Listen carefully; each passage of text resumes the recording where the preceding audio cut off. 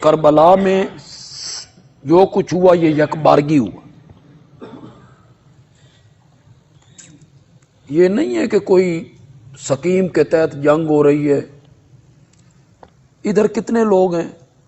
72 تو کل آدمی ہیں. ان میں خواتین کی تعداد آپ نکال دیں، بچوں کی تعداد آپ نکال دیں تو کتنے بندے بچ جائیں؟ 30 بندے ہو جائیں. 30 بندوں کا کسی لشکر سے، قافلے سے، دستے سے جنگ کرنا، یہ عقل بھی اس بات کو تسلیم ہو نہیں کرتی کہ کوئی باقاعدہ صف بندی ہوئی ہے، میمنہ، میسرہ، مقدمۃ الجیش، اس طرح کی لڑائی ہوئی ہے، ایک بندہ آ رہا ہے ادھر سے آ رہا ہے نہیں. یہ ان خبیثوں نے یک بارگی حملہ کیا ہے ان کے خیموں پر، جنہیں یہ خطرہ محسوس ہوا کہ حضرت حسین رضی اللہ تعالی عنہ نے کوفے کا راستہ چھوڑ کے دمشق کا راستہ اختیار کر لی. تاریخی میدان میں آئیے، مکے سے آ رہے ہیں، مکے سے کوفے آئیں تو رستے میں کربلا نہیں آتی. مکے سے ایک جگہ پہ آ کے 2 رستے پھوٹتے ہیں، ایک کوفے چلا جاتا ہے، ایک دمشق چلا جاتا ہے.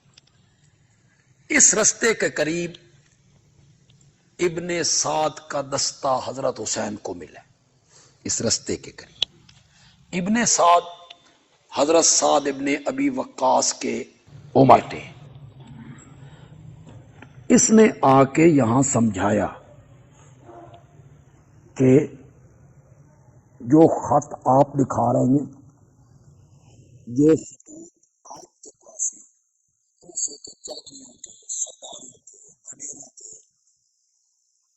میرے دستے میں دیکھو، یہ سارے چودھری اور سردار تو میرے ساتھ کھڑے.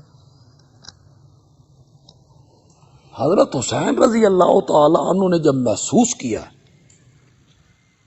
تو ان پر یہ راز کھلا کہ میرے ساتھ دھوکہ ہوگی. تو حضرت حسین رضی اللہ تعالیٰ عنہ کو یہاں سمجھ آئی کہ مکے میں جو لوگ مجھے پکڑ پکڑ کے سمجھا رہے تھے نا وہ صحیح تھے اور میرے ساتھ دھوکہ ہو گیا.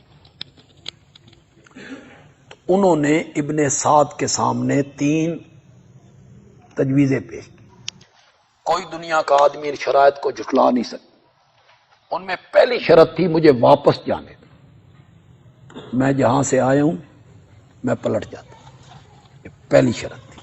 دوسری شرط تھی مجھے اسلام کی سرحدوں میں سے کسی سرحد پہ پہنچا دو.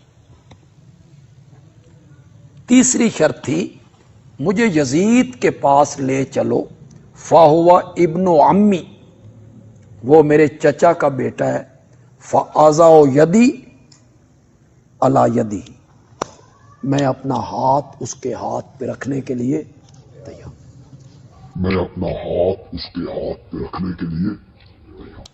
تیسری شرط تسلیم ہو گئی. تو کربلا اس رستے میں آتی. 60 کوفی حضرت حسین کو مکے سے لا رہے تھے، وہ ساتھ تھے. مجھے واپس جانے دو، یہ اپنے موقف سے رجوع ہے یا نہیں؟ جو موقف ان کا مکے میں تھا کہ میں نے جانا ہے، کوفے پہنچنا ہے، جب وہ کہہ رہے ہیں کہ مجھے واپس جانے دو تو یہ موقف سے رجوع ہے یا نہیں؟ یہ اپنے موقف سے رجوع کر رہے ہیں. صحابی ہے نا، نیک نیت ہے نا، ہماری اور آپ کی طرح تو نہیں ہے نا کہ اڑ جائیں. اڑے نہیں، جب تک اپنے موقف کو صحیح سمجھا نا. ابن عمر کی نہیں مانی، حضرت ابن عباس کی نہیں مانی. کیا نام محمد ابن حنفیہ، وہ حضرت علی کے بیٹے، انہوں نے روکا، نہیں مانی. ابو سعید خدری نے روکا، نہیں مانی. ابو واقد لیثی نے روکا، نہیں مانی. جو موقف سمجھا ٹھیک ہے، میرا موقف درست ہے، اس پہ ڈٹ گئے. لیکن جس جگہ پہ آ کے سمجھ آئی کہ میرے ساتھ دھوکہ، فوراً رجوع کر لی. پھر نہیں اڑے، صحابی ہے نا، مجھے واپس جانے دو، مجھے اسلام کی سرحدوں پہ پہنچاؤ یا مجھے یزید کے پاس لے جاؤ، میں اپنا معاملہ وہاں طے کر لوں۔ تو یہ جو 60 بندے ساتھ آ رہے تھے، انہوں نے اور جنہوں نے خط لکھے تھے نا، ان کی مہریں تھیں، انہیں یہ خدشہ ہوا کہ ہمارا تو بنا بنایا جال ختم ہو رہا ہے اور یہ ساری ہمارے خلاف پڑ رہی ہے۔ اگر حضرت حسین یزید کے پاس پہنچ جاتے ہیں اور ان کی صلح ہو جاتی ہے اور ہمارے خط یزید کے پاس آ جاتے ہیں تو وہ ہماری چمڑی ادھیڑ دے گا۔ انہوں نے کہا کوئی کام ایسا کرو حضرت حسین یزید تک نہ جائے۔ انہوں نے یکبارگی حملہ کیا، جو سامنے آیا کاٹتے چلے گئے، خطوں کو جلانے کے لیے انہوں نے خیموں کو۔ ابن سعد کا دستہ جو ساتھ تھا وہ پڑاؤ کرتا تھا ذرا فاصلے پر، کہ مستورات ہیں، خواتین ہیں، انہوں نے خیموں سے باہر بھی آنا ہے، قضائے حاجت کے لیے بھی جانا ہے، تو وہ ذرا فاصلے پہ کرتے تھے۔ ان کے آنے تک انہوں نے منٹوں سیکنڈوں میں کام کر دی، جو آیا سامنے کاٹتے چلے۔ زین العابدین بچ گئے، ورنہ سکیم کے تحت اگر لڑائی ہوتی تو جو لوگ 6 مہینے کے علی اصغر کو نہیں چھوڑ رہے، انہوں نے 20-22 سال کے زین العابدین کو کیوں چھوڑنا تھا؟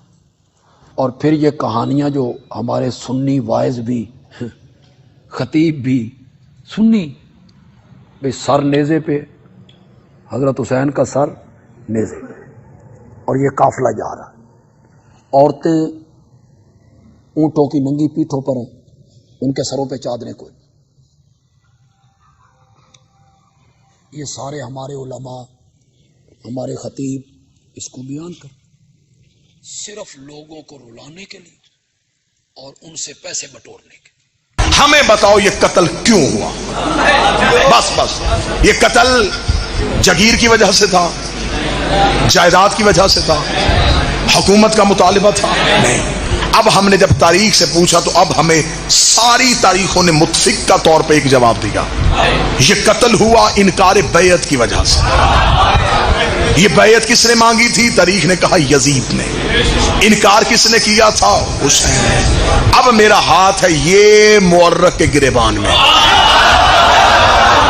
یہ میری آنکھیں ہیں تاریخ کی آنکھوں میں۔ اب میرا سوال ہے، تو ہمیں صرف اتنا بتا کہ ان دونوں میں سے حق پہ کون تھا؟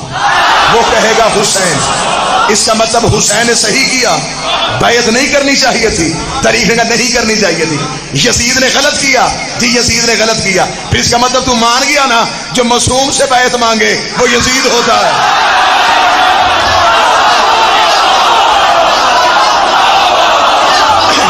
اس کا مطلب ہے کہ تم نے تسلیم کر لیا جو بھی معصوم سے وہ غلط ہوتا ہے۔ اور پھر میرے بادشاہ کو بھی پتا تھا کہ میرے نوکروں نے کرنی ہے وکالت، میرے شہنشاہ نے بھی 26 رجب کو جملہ ہی ایسا کہہ دیا تھا، میرے مالک نے کہا تھا ولید یزید کو کہہ دے مجھ جیسا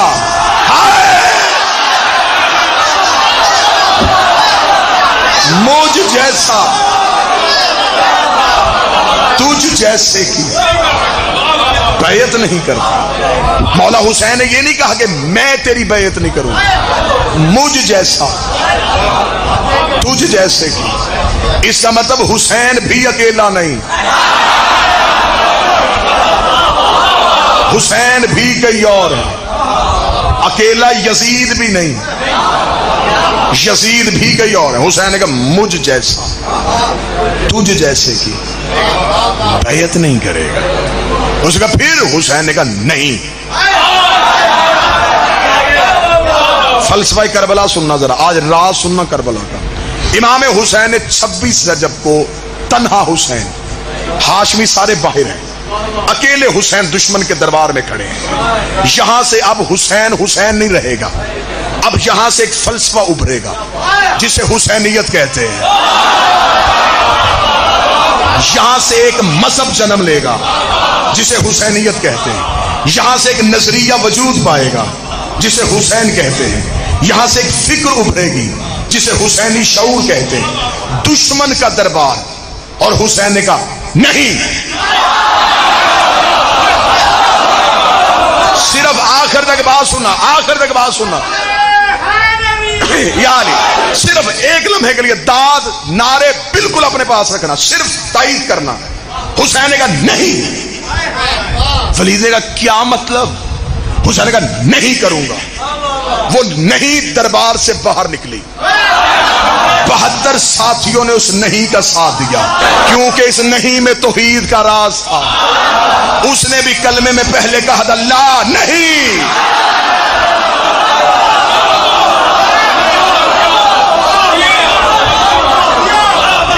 وہ نہیں بادشاہ حسین سے وہ لا کی نہیں حسین میں آئی۔ حسین نے وہ نہیں اپنے نوکروں کو دے دی۔ آج ہیں ہم انکار والے، ہم ہیں نہیں والے، ہم سے ہاں نہیں ہوتا، ہمیں طاقت کے سامنے جھکا نہیں جاتا، ہم یزید کے سامنے خوف زدہ نہیں ہوتے، ہم تلواروں سے ڈرتے نہیں ہیں، ہم موت سے گھبراتے نہیں ہیں، ہم کفن کربلا سے خرید کے لاتے ہیں، ہم خاک شفا کو چوم کے رکھتے ہیں، ہمیں موت سے گھبراہٹ نہیں ہوتی، اس لیے کہ ہم نہیں کے پیروکار ہیں۔ دنیا کی کسی عدالت میں حسین کے اس ماتمی کو بلاؤ، جو بھی آج یزید کا دفاع کرنا چاہتا ہے وہ میری آنکھوں میں آنکھیں ڈالے۔ جن 72 نے حسین کا ساتھ دیا تھا، میں ان 72 کے نام بتاتا ہوں، ان کی عمریں بتاتا ہوں، ان کی بلدیتیں بتاتا ہوں، ان کے قبیلے بتاتا ہوں، ان کے قد بتاتا ہوں، ان کی رنگتیں بتاتا ہوں، میں انکار کرنے والے 72 بتاتا ہوں۔ تو صرف اتنا کر، جن لاکھوں نے یزید کی بیعت کی تھی، تو بتا وہ کون تھے؟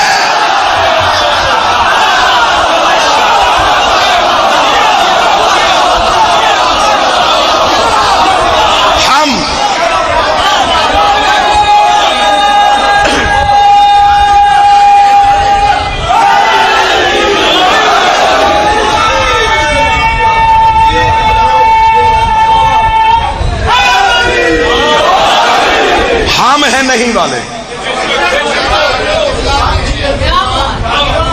ہم ہیں نہیں والے۔ ہم کہتے ہیں کہ نہیں، وہ 72 والی نہیں اب ہم میں ہے۔ جنہوں نے انکار کیا ان کے نام لکھے ہوئے ہیں۔ یہاں آ کے تاریخ کا مورخ گونگا ہو گیا۔ اس نے انکار کرنے والے 72 دکھا دیے، جن لاکھوں نے بیعت کی تھی وہ کہاں چلے گئے؟ ہم نہیں والے ہیں، ہم تمہیں نہیں والے دکھا دیتے، آپ ہیں ہاں والے۔ آپ ہمیں بتائیں جنہوں نے یزید کی بیعت کی وہ کون تھے؟ یہودیوں کا خلیفہ تو تھا نہیں۔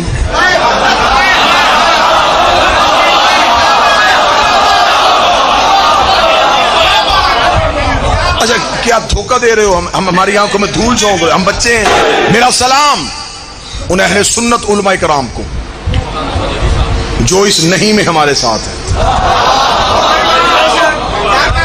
یہ نہیں کہ یہ فکر صرف شیعوں تک ہے، میں تمہیں نہیں والے ہندو دکھاتا ہوں۔ یہ نہیں پھر ایک مذہب بن گئی ہے، یہ ایک سوچ بن گئی ہے، یہ ہر مذہب میں آ جاتی ہے۔ اس نہیں کا ایک ہی تقاضا ہے، غیرت۔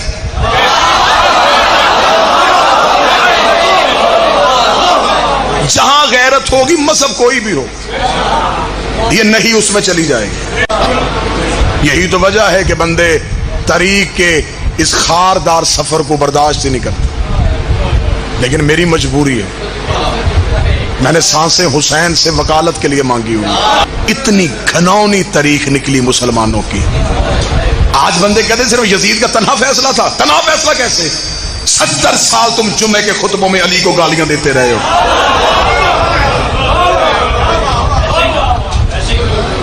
جمعے کے خطبے کے ممبروں پہ علی کو گالیاں دی جاتی رہی۔ 70 سال میں تم نے حسین کے قاتل جوان کیے ہیں۔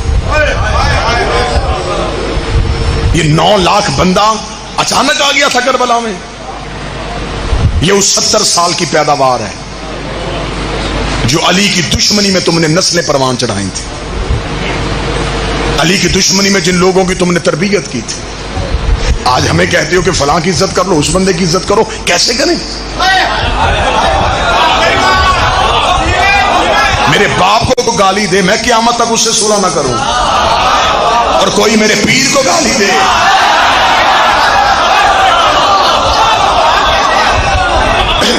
70 سال تک ممبروں سے علی کو جمعے کے خطبوں میں عبادت سمجھ کے گالیاں دی جاتی ہیں.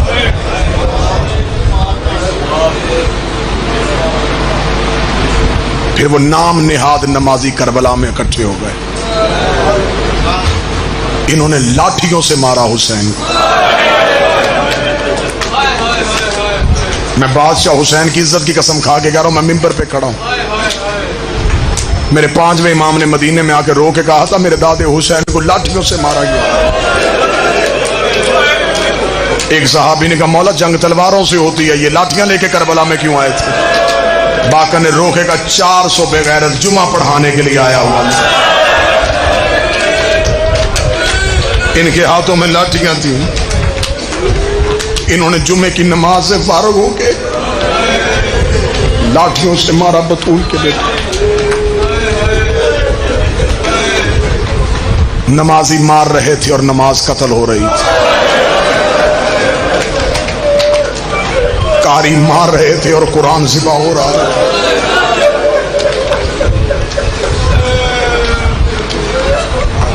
نو لاکھ کی بھیڑ حسین پہ آ گئی. شام میں ملاؤن نے سمجھا کہ اب نہیں، خاموش ہو گئی. اب تو نہیں والا بھی نہیں رہا اور نہیں کا ساتھ دینے والے بھی نہیں رہے. وہ سمجھتا تھا قتل میں نے صحرا میں کیا، چھپ جائے گا. اس سے پہلے میں نے مدینے آبادیوں میں اتنے قتل ہوئے، چھپ گئے. رسول کے قاتل کا پتہ نہ چلا. بطول کو بھیڑ نے دروازے پہ آ کے مارا. علی کو سجدے میں کرائے کے قاتل سے مروا دیا. حسن کو پیسے دلوا کے گھر سے زہر دلوا دیے. اس نے کہا وہ 4 قاتل چھپ گئے تو مجھے کون یاد رکھے گا؟ اس نے صحرا میں مارا محمد کا بیٹا، لیکن اسے یہ نہیں پتا تھا حسین کی زینب جیسی بہن ہے. یہ جلے ہوئے خیمے سے نہیں کہہ کے اٹھی. اس نے حسین کی نہیں کو اپنی رسیوں کے ساتھ رکھا. یہ پھر ایسی جرت والی شہزادی تھی، یہ قاتل کے گھر چلی گئی. اس نے قاتل کے شہر میں پہلا قدم رکھا. قاتل علی کی بیٹی سے گھبرا گیا. یہ پتھروں کی بارش کرواتا رہا، بی بی چلتی رہی. دربار میں پہنچ کے اس بی بی نے حسین کے سر والا نیزہ زمین پہ گاڑ کے کہا تو نے باغی نہیں نمازی مارا.